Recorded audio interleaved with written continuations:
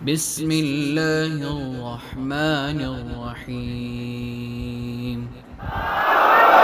میرے دوستوں اور بزرگوں، ایک یہودی کا کنواں تھا، پورے مدینے کے کنویں کھارے پانی تھے، ان میں پانی کھارا تھا، لوگ کپڑے دھویا کرتے تھے اس سے مویشی کبھی کبھی پانی پی لیتے تھے۔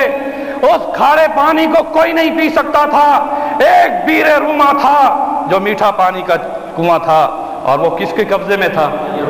یہودی کے قبضے میں تھا۔ ہمیشہ معیشت جو ہے وہ کن کے ہاتھ میں رہتی ہے؟ یہودیوں کے پاس۔ اس نے جب دیکھا کہ انصار اور مہاجرین مدینے میں اسلامی ریاست کا اعلان کر چکے ہیں اور اب مدینے کے حاکم محمد رسول اللہ صلی اللہ علیہ وسلم ہیں، تو اس تعصب کی بنیاد پر اس نے پانی کو 10 گنا مہنگا کر دیا۔ اب مدینے کے لوگ پانی کے ڈول 10 گنا زیادہ پیسوں سے خریدنے لگے۔ رسول اکرم صلی اللہ علیہ وسلم نے مسجد نبوی کے محراب میں منبر کے ساتھ کھڑے ہو کر اعلان فرمایا، تم میں سے کون ایسا شخص ہے جو بیر روما کو خرید کر جنت میں اللہ کے ہاں چشمہ لے لے؟ کون ایسا شخص ہے کہ جو بیر روما کو خرید کر جنت میں اللہ سے جنت کا چشمہ لے لے؟ اس وقت اٹھنے والے کون تھے؟ کہو عثمان بن عفان۔ کون تھے؟ عثمان بن عفان، کہو رضی اللہ تعالیٰ عنہ۔ کھڑے ہوئے اور انہوں نے کہا یہ سودا یہ میں خریدار ہوں اس کا۔ جنت کی زمین خریدی، وہاں محل بن گیا، اب اس میں جو چشمہ ہے وہ بھی میرے حصے میں آنا چاہیے۔ میرے دوستوں اور بزرگوں، فوراً گئے اس یہودی کے پاس اور اس کو جا کر کہا کتنی قیمت ہے؟ اس نے قیمت بڑھائی، 12,000 درہم اس وقت بتائے، اور کہا یہ آدھی قیمت ہے، 24,000 درہم اس کی اصل قیمت ہے، 12,000 درہم اس کی آدھی قیمت ہے۔ رسول اللہ صلی اللہ علیہ وسلم کی خدمت میں آئے اور آ کر عرض کیا رسول اللہ پورے پیسے دے کے پورا خرید لوں یا آدھا خریدوں؟ آپ نے فرمایا پہلے آدھا خرید لو، اس میں حکمت کی بات آگے بتاتا ہوں۔ حضرت عثمان غنی مشرق کے بعد گئے، کہا یہ لو 12,000 درہم، اب اس کنویں میں میری اور تیری کیا ہو گئی؟ اور اس میں کیا ہوگا کہ ایک دن میرا ہوگا اور ایک دن تیرا ہوگا۔ اب جس دن یہودی کی باری ہوتی تھی تو وہ تو پیسوں سے پانی بیچتا تھا، اور جس دن عثمان غنی کی باری تھی آپ نے فرمایا میرے دن کی باری میں چاہے مسلمان ہے یا کافر ہے پانی بھر کر لے جائیں، سب مفت لے جائیں۔ اب وہ جو یہودی پانی خریدتے تھے وہ بھی حضرت عثمان کے دن میں خریدنے لگ گئے، مفت لینے لگ گئے۔ میرے دوستوں اور بزرگوں، اور یہودی کے دن میں کوئی شخص پانی بھرنے نہیں آتا تھا، حضور کی خدمت میں چل کر خود آ گیا مجبور ہو کر، کہنے لگا پورا کنواں ہی خرید لو۔ آپ نے فرمایا اب قیمت کو کم کرنا ہوگا، 24 میں سے 12 لے چکا تھا، اب 8 پر بات ہوئی، وہ 8,000 درہم بھی حضرت عثمان غنی نے دیے تھے۔ یہاں آپ کو یہ بات ذہن نشین کرنی چاہیے کہ اس بیر روما کو خریدنے کے بعد مدینے کے لیے پانی مفت ہو گیا، مگر رحمت للعالمین نے دیکھا کہ امت بڑھ رہی ہے۔ ابو ہریرہ یمن سے آ گئے ہیں، حضرت صہیب روم سے آ گئے ہیں، سلمان فارس سے آ گئے ہیں، بلال حبشے سے آ گئے ہیں۔ اسلام بڑھ رہا ہے، پانی کی ضرورت ہے۔ میرے دوستو، ان کنووں میں جہاں جس گھر میں صرف کپڑے دھونے کے لیے کھارے پانی کا وہ کنواں تھا، حضور تشریف لے جاتے تھے، اپنے لعاب دہن ڈالتے تھے۔ آج تک مدینے کے سارے کنویں میٹھے ہو چکے ہیں۔ میرے دوستوں اور بزرگوں، میں کیسے بتاؤں عثمان غنی رضی اللہ تعالیٰ عنہ کے مقام کے بارے میں؟ یہ وہ عثمان غنی ہیں جو ایک مرتبہ رسول اکرم صلی اللہ علیہ وسلم کے ساتھ پہاڑ پر تھے، اور وہ پہاڑ بہت پہاڑ تھا جس میں آپ کے ساتھ ترتیب میں 3 یار آپ کے ساتھ تھے، ابو بکر تھے، عمر تھے، عثمان تھے۔ یہ آپ کی ترتیب حدیثوں میں بھی ایسی ملتی ہے۔ جب آپ تھے اور وہاں پہاڑ نے محبت میں جھومنا شروع کر دیا تو آپ نے فرمایا ٹھہر جا پہاڑ، علیک نبی و صدیق و شہیدان، اے پہاڑ ٹھہر جا کہ تو جھوم رہا ہے، تو دیکھ تو صحیح اس منظر کو کہ ایک نبی، ایک صدیق اور 2 شہید تیرے اوپر ہیں۔ نعرہ تکبیر! یہاں پر ایک بات بتانا چاہتا ہوں کہ جب رسول اللہ صلی اللہ علیہ وسلم نے فرمایا ایک نبی، ایک صدیق اور 2 شہید، تو حضرت عمر فاروق نے فوراً کہا اللہ اکبر، کہو زور سے کہو۔ جب ایمان لائے تو کیا تکبیر گونجی تھی؟ جب پہاڑ پہ رسول اللہ صلی اللہ علیہ وسلم کی زبان اطہر سے یہ خوشخبری سنی کہ نبی تو آپ ہی ہیں، صدیق ابو بکر ہیں، 2 شہیدوں میں میری تمنا پوری ہو گئی کہ میں بھی شہید ہوں گا۔ اس شہادت پر کہا کرتے تھے کہ رسول اللہ صلی اللہ علیہ وسلم کی زبان اطہر سے جب مجھے شہیدان میں ایک شہید ہونے کا شرف حاصل ہے، عثمان بھی شہید ہوں گے، عمر بھی شہید ہوں گے، پھر دونوں نے ہمیشہ اپنی دعا میں ہاتھ اٹھانا شروع کر دیے کہ رب ذوالجلال شہادت دے تو پھر مدینے میں عطا فرما دے۔ اور دونوں کو کہاں شہادت ملی؟ زور سے کہو۔ اور دونوں کو قرآن پڑھتے ہوئی، قرآن پڑھتے شہادت ملی۔ ایک محراب میں کھڑے ہو کر جب قرآن پڑھ رہے تھے تو شہید ہوئے، ان کا نام کیا ہے؟ زور سے کہو۔ فاروق اعظم، جن کے لیے محراب رسول گواہ بنا، اور زبان پر کیا جاری تھا؟ قرآن جاری تھا۔ ایمان حاصل کیا تو قرآن سنتے ہوئے، دنیا سے گئے تو قرآن پڑھتے ہوئے۔ میرے دوستوں اور بزرگوں، عثمان غنی رضی اللہ تعالیٰ عنہ جامع قرآن تھے، اور یہ صفت ان کے ساتھ رکھ دی کہ کیونکہ جب قرآن کو انہوں نے پوری دنیا میں پھیلایا، آج مصحف عثمانی پوری کائنات ارض میں ہے۔ یہ خلافت عثمانی کے دور میں، حضرت ابو بکر صدیق کے دور میں جمع ہونے والا وہ قرآن جو سینہ رسول پر نازل ہوا تھا، صحابہ حافظ تھے، تمام کمیٹی بنی، انہوں نے کتابی شکل میں اسے محفوظ کیا، اور رسول اللہ کے زمانے میں بھی کتابی شکل میں ہو چکا تھا، لیکن مختلف ورقوں میں تھا۔ وہ ورق، ان میں سے اونٹ کے جو ہے چمڑے تھے، ان میں درختوں کے بڑے بڑے پتے تھے، اور اس طرح سے اس وقت جو لکھنے کے انداز تھے ان پتھروں پر کشیدہ ہوا تھا۔ ان سب کو جب اکٹھا کر دیا تو میرے دوستوں اور بزرگوں، عثمان غنی وہ واحد ہیں جو جامع قرآن ہیں، جنہوں نے یہ اعلان کیا کہ میری سلطنت میں افریقہ تک اسلام پہنچ چکا ہے، ہند تک اسلام پہنچ چکا ہے، مصر اور یہ سارے علاقے ان کی خلافت کے اندر تھے۔ فرمایا کہ اس قرآن کو جو مصحف میں ہے لکھ لکھ کر تمام مملکتوں میں پہنچا دو۔ اس جامع قرآن کی اس انداز میں وہ قرآن کائنات ارض میں مصحف کی صورت میں تمام جگہوں تک پہنچا۔ یہاں میں ایک بات بتانا چاہتا ہوں، اس قرآن کے پھیلانے میں حضرت عثمان اپنے ہاتھ سے بھی اس کو لکھتے تھے، اس کو اپنے ہاتھ سے بھی لکھتے تھے۔ تو اللہ پاک نے اس قرآن کی محبت میں جب شہادت دی تو مصحف کو بھی گواہ بنایا۔ آج بھی جاؤ آپ کو ترکی میں وہ قرآن پاک جس پر حضرت عثمان غنی کی شہادت ہوئی، وہ خون کے دھبے اس قرآن پر ملیں گے۔ اور محراب میں جب خون گرا تو محراب نبی حضرت عمر کی شہادت کا گواہ بنا، اور جب عثمان شہید ہوئے تو قرآن ان کی شہادت کا گواہ بنا۔ میرے دوستوں اور بزرگوں، میں زیادہ وقت نہیں لینا چاہتا، صرف ایک اور واقعہ بیان کرتا ہوں، یہاں پر آپ کو یہ بات محسوس ہو جائے گی کہ کیا مقام تھا حضرت عثمان غنی کا۔ عثمان غنی رضی اللہ تعالیٰ عنہ کے بارے میں حضرت ابو موسیٰ اشعری رضی اللہ تعالیٰ عنہ فرماتے ہیں، ایک مرتبہ رسول اکرم صلی اللہ علیہ وسلم ایک باغ میں تشریف لے گئے، اور مجھے یہ فرمایا کہ تم پہرہ داری میں رہو کہ میں اندر آرام کرتا ہوں۔ اس دوران میں حضور کے ساتھ تھا، باہر سے آواز آئی کہ ہمیں اندر آنے کی اجازت دی جائے۔ آپ نے فرمایا آنے والے کو اجازت بھی دے دو اور اسے جنت کی بشارت بھی دے دو۔ اور جب وہ اندر آئے تو کون تھے؟ ابو بکر تھے۔ کون تھے؟ ابو بکر صدیق رضی اللہ تعالیٰ عنہ۔ اس کے بعد پھر آواز آئی کہ اندر آنے کی اجازت کوئی چاہ رہا ہے۔ آپ نے پوچھا، یہ نہیں پوچھا کہ کون ہے، فرمایا آنے والے کو اجازت دو اور اسے بھی جنت کی بشارت دے دو۔ اور وہ کون تھے؟ عمر فاروق تھے۔ کون تھے؟ عمر فاروق تھے۔ آؤ اب تیسرے نمبر پر، جب تیسرے نمبر پر آواز آئی آپ نے فرمایا آنے والے کو اجازت دے دو، اس کو جنت کی بشارت دے دو، اور یہ بھی بتا دو کہ مظلومیت میں شہید ہوگا اور اس سے شہادت کی بھی بشارت سنا دو۔ اور وہ آئے تو وہ کون تھے؟ عثمان غنی تھے۔ میرے دوستوں اور بزرگوں، عثمان غنی رضی اللہ تعالیٰ عنہ رسول اللہ صلی اللہ علیہ وسلم نے فرمایا تھا تجھے خلافت کی قمیص پہنائی جائے گی، عثمان اس قمیص کو نہ چھوڑنا، اور جس مسلح پر تجھے کھڑا کیا جائے گا اس مسلح کو نہ چھوڑنا۔ عثمان رضی اللہ تعالیٰ عنہ اس حدیث اور حکم رسول کی روشنی میں اس طرح ڈٹے رہے۔ 40 دن پانی بند کر دیا گیا تھا، قرآن کو گواہ بنا لیا، شہادت حاصل کر لی۔ میں زیادہ لمبی چوڑی داستانوں میں نہیں جاتا، یہاں یہ بتا دوں کہ مکہ میں اور مدینہ کے جتنے صحابی تھے وہ اس وقت پوری کائنات میں پھیلے ہوئے تھے، کیونکہ عمر بن العاص مصر کے گورنر تھے، امیر معاویہ رضی اللہ تعالیٰ عنہ دمشق کے گورنر تھے، اس طرح سے اور صحابہ کرام کوفہ میں اور ہند تک مسلمانوں کا ایک سیلاب اور ایک جیش تھا جو انقلاب اسلامی کے لیے ایک جیش محمدی تھا جو کہ پوری کائنات میں پھیل رہا تھا۔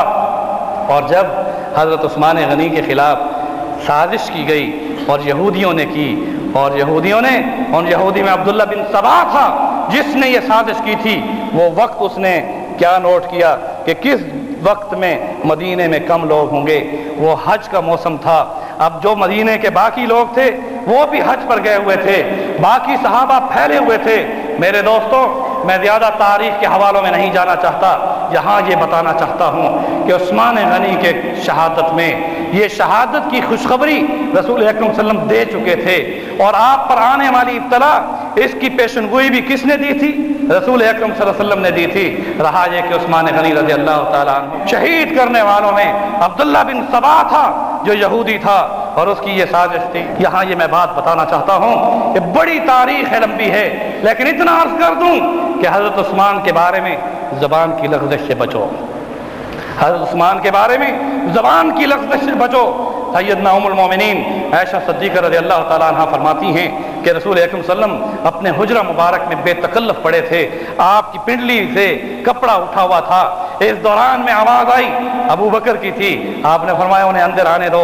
حضور لیٹے رہے، ابو بکر آئے، سلام کیا، بوسہ لیا، بیٹھ گئے۔ اس طرح سے پھر آواز آئی، عمر تھے، آپ نے فرمایا اجازت دے دو، وہ بھی آ گئے۔ اس دوران میں تیسری آواز کس کی آئی؟ عثمان غنی کی آئی۔ پہلے دو جب آئے، حالانکہ آپ کے وہ خسر بھی تھے، حضرت ابو بکر کی بیٹی عائشہ وہ رسول اللہ کی بولو زوجہ طاہرہ، اور حضرت عمر کی بیٹی حفصہ رضی اللہ تعالیٰ عنہما، یہ حضرت اللہ صلی اللہ علیہ وسلم کی کیا تھی؟ زوجہ طاہرہ۔ جب دو خسر آئے تو آپ اسی طرح لیٹے رہے، پنڈلی سے کپڑا اٹھا رہا۔ جس وقت عثمان کا نام آیا آپ بیٹھ گئے، اپنے کپڑوں کو جوڑا، اس کے بعد اہتمام فرمایا۔ ام المومنین عائشہ صدیقہ رضی اللہ تعالیٰ عنہ نے اس منظر کو دیکھا، میرا باپ آیا تو حضور بے تکلف پڑے رہے، اور اسی طرح سے چچا عمر آئے اسی طرح سے بے تکلف پڑے رہے، عثمان آئے تو اہتمام فرمایا۔ ام المومنین یہ سوال کیا کرتی تھی تو یہ سوال رسول اللہ صلی اللہ علیہ وسلم سے کر دیا، یا رسول اللہ صلی اللہ علیہ وسلم عثمان کے آنے پر آپ نے اہتمام فرمایا۔ حضرت رسول اکرم صلی اللہ علیہ وسلم نے جواب میں فرمایا، عائشہ تو جانتی ہے کہ عثمان کون ہے؟ اس عثمان سے، جس آسمان سے کہ عرش کے فرشتے حیا کرتے ہیں، تو میں رسول کیسے حیا کروں؟ جس عثمان سے عرش کے فرشتے حیا کرتے ہیں تو میں رسول بولو کیسے حیا نہ کروں؟ آج مسلمان مورخین کی قلم عثمان غنی کے خلاف چلتی ہے، آج مسلمان زبان حضرت عثمان غنی کے خلاف لکھتا ہے اور بولتا ہے۔ میرے دوستوں اور بزرگوں، میں یہاں کیسے عرض کروں؟ حضرت عثمان سے پوچھا گیا، کسی نے کہا عثمان تیرے حیا کے بارے میں رسول اللہ نے خبر دی ہے کہ فرشتے بھی تجھ سے حیا کرتے ہیں، تیرے اندر وہ کون سی خوبی ہے؟ عثمان غنی نے جواب میں 3 خوبیاں گنوائیں، فرمایا کہ جب سے سن بلوغت میں آیا ہوں میری نگاہ کسی غیر محرم پر میلی نگاہ سے نہیں آئی، میں نے اپنی آنکھوں کی خیانت بولو نہیں کی، اسلام لانے سے قبل بھی اپنی آنکھوں کی حفاظت یہ تھی۔ عثمان تیرا حیا اس کی پہلی سرٹیفکیٹ تیری نگاہ کی ہے، اور کون سی وہ تیرے اندر صفت تھی؟ فرمایا میرا ننگیج میں خود بھی دیکھنے سے گریز کرتا تھا، جب باتھ روم میں جاتا ہوں، فرمایا جب غسل کرتا ہوں تو اپنے اوپر کپڑا اوڑھ لیتا ہوں کہ فرشتے بھی میرے ننگیج کو نہ دیکھ سکیں۔ میرے دوستو، اور تیسری صفت اب سنیے، اسی پر دعا کرتا ہوں، اور حضرت عثمان غنی کا وہ مقام ہے۔ فرمایا تیسری صفت کیا ہے؟ عثمان نے جواب میں یہ فرمایا کہ تیسری صفت حیا کی میرے اندر یہ ہے کہ جس ہاتھ کو میں نے رسول اللہ صلی اللہ علیہ وسلم کے دست حق پر رکھ لیا تھا، اس ہاتھ کی حفاظت ایسی کی ہے، نہ ظلم کیا ہے نہ حرام مال اس پہ لیا ہے۔ یہ وہ ہاتھ ہے کہ جب رسول اللہ کے ہاتھ مبارک پہ آ گیا ہے تو آج تک اس دائیں ہاتھ کو میں نے اپنے ننگیز کو بھی نہیں چھوا، میں نے اس ہاتھ سے کسی حرام چیز کو نہیں چھوا، میں نے اس ہاتھ کی اتنی حفاظت کی کہ اس ہاتھ کو پھر اللہ نے وہ ہاتھ قرار دیا کہ جب بیعت رضوان کے موقع پر حضرت عثمان غنی اس وقت گئے تھے نمائندہ بن کر، یہاں صرف ایک جھلکی دوں گا کہ بیعت رضوان میں صحابہ کرام کو جنت کا جو سرٹیفکیٹ اور ٹکٹ دیا گیا تھا اس کی وجہ بھی عثمان غنی تھی. کون تھے؟ جب عثمان غنی رضی اللہ تعالیٰ عنہ مکہ میں نمائندہ بن کر گئے تو ان قریشیوں نے کہا جناب ہم تجھے نہیں چھوڑتے، جن کو بند کر دو، کوئی گفتگو نہیں کرتے. خبر یہاں تک پہنچ گئی رسول اللہ صلی اللہ علیہ وسلم کے پاس حدیبیہ کے مقام پر کہ عثمان غنی کو کیا کر دیا گیا؟ شہید کر دیا گیا. میرے دوستو رسول اللہ صلی اللہ علیہ وسلم نے اپنے صحابہ سے بیعت لی اس شجر کے نیچے، اس درخت کے نیچے. کس بات کی بیعت لی تھی؟ کہ اگر عثمان شہید ہو چکے ہیں ہم واپس نہیں لوٹیں گے، عثمان کی شہادت کا قصاص لیں گے. اسی پر حضرت عائشہ صدیقہ نے کہا تھا کہ میرے سرتاج نے بیعت رضوان میں حضرت عثمان کے قصاص کے لیے بیعت لی تھی تو میں کیسے جہاد میں نہ نکلوں. اب یہاں پر اس مسئلے کو حل کر رہا ہوں. یہ سمجھنے کی بات ہے اہل سنت اپنے اندر بیداری پیدا کرو. میں کون کون سے نکات کو آپ کے ذہنوں میں ڈالوں. اتنا عرض کر دوں میرے دوستوں اور بزرگوں، وہ حضرت علی مرتضیٰ کے خلاف جنگ نہیں تھی، وہ قاتلین عثمان کے خلاف جنگ تھی. کیونکہ حضرت عائشہ صدیقہ رضی اللہ تعالیٰ عنہ کا یہ مطالبہ تھا کہ جیسے میرے رسول نے، میرے سرتاج نے اس حدیبیہ کے مقام پر عثمان کی اس خبر کو سن کر کے وہ شہید کر دیے. صحابہ سے کس چیز کی بیعت لی تھی؟ بولو، شہادت کی بیعت لی تھی. اور اللہ نے پھر آیت نازل فرمائی لقد رضی اللہ عن المؤمنین اذ یبایعونک تحت الشجرہ، کہ اللہ پاک ان بیعت کرنے والے جنہوں نے درخت کے نیچے رسول اللہ کے دست حق پرست پر بیعت کی سب سے، بولو، سب سے زور سے کہو، راضی ہو گیا. اور یہ رضا کا سرٹیفکیٹ کس کی بیعت پر ہوا؟ اور میرے دوستو اب یہاں یہ بات بتاؤں، جب یہ آیت نازل ہوئی اور خبر بھی آ گئی کہ عثمان زندہ ہیں، خبر بھی آ گئی تو عثمان زندہ ہیں، حضور نے فرمایا جس کی وجہ سے یہ سرٹیفکیٹ تقسیم ہوئے ہیں، اے اللہ یہ ہاتھ میرا ہے، یہ ہاتھ عثمان کا ہے اور تیرا ہاتھ اس کے اوپر ہے. اب درمیان میں کس کا ہاتھ تھا؟ اوپر کس کا ہاتھ تھا؟ نیچے کس کا ہاتھ تھا؟ اور جس ہاتھ پہ بیعت ہو رہی ہے وہ کون تھے؟ رسول اللہ صلی اللہ علیہ وسلم تھے. عثمان مکہ میں ہیں، جیل میں ہیں، اور حضور اس شرف میں کہ اس بیعت رضوان میں جن صحابہ سے اللہ راضی ہو چکا، عثمان بھی اس میں اور شرف کے ساتھ رنگا جائے. فرمایا عثمان کا ہاتھ یہ ہے، میرا ہاتھ ہے، اور ید اللہ، اور اللہ کا ہاتھ اوپر ہے. میرے دوستوں اور بزرگوں، جس عثمان کو یہ شرف حاصل ہوا تھا رضی اللہ تعالیٰ عنہ، کہ جنہیں حیا کا سرٹیفکیٹ دیا گیا، جنہیں جنت کا سرٹیفکیٹ دیا گیا، جنہیں وہ مقام ملا جو خلیفہ راشد قوم ہیں، میرے دوستو عہد کر لیں آج کے بعد اس زبان سے عثمان غنی رضی اللہ تعالیٰ عنہ کے خلاف کبھی کوئی آواز زبان سے نہیں نکالیں گے، اور نہ ہی کبھی عثمان غنی کے خلاف سنیں گے انشاءاللہ. وعدہ ہے؟ عثمان کے خلاف نہیں سنو گے؟ اللہ تو گواہ ہے، ہم صحابہ کی محبت کا دعویٰ کرتے ہیں، اہل بیت کی محبت کا دعویٰ کرتے ہیں، اور یہ اس لیے کرتے ہیں کہ تیرے پیارے رسول کا ارشاد ہے من احبہم فبحبی احبہم، جنہوں نے ان سے محبت کی گویا میرے ساتھ محبت رکھنے کی وجہ سے ان سے محبت کی.